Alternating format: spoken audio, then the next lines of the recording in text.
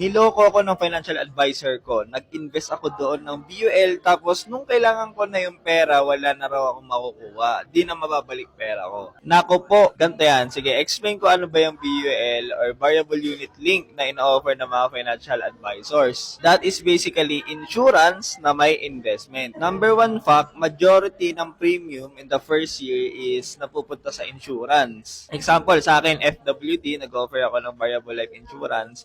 Ang policy na meron sila sa first year, 90% napupunta sa insurance, 10% lang ang napupunta sa investment. So, kung nag invest ka pa lang dito sa BUL ng around a year or less, for sure, sobrang liit lang talaga makukuha mo. Wala pang 10%. Ba't ganon? Hindi ba yung lugi?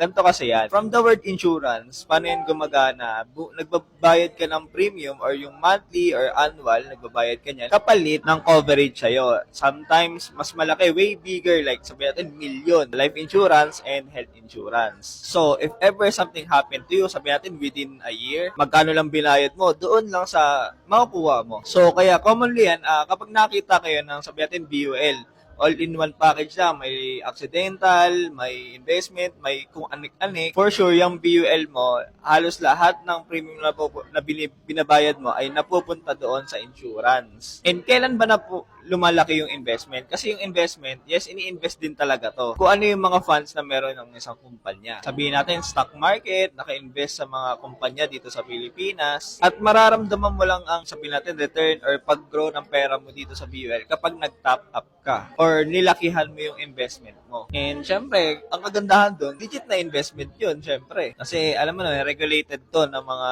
regulatory bodies dito sa Pilipinas, gaya ng SEC, Insurance Commission, at marami pang iba. So sa madaling salita, kapag nag-invest ka dito, hindi guaranteed na lahat ng binayad mo mababalik. There will be time na negative pa or siguro parang mas mababa pa yung makukuha mo kesa dun sa binayad mo. And syempre, rare occasion, mas malaki kung naging maganda yung performance na pinag-investan ng financial advisor mo.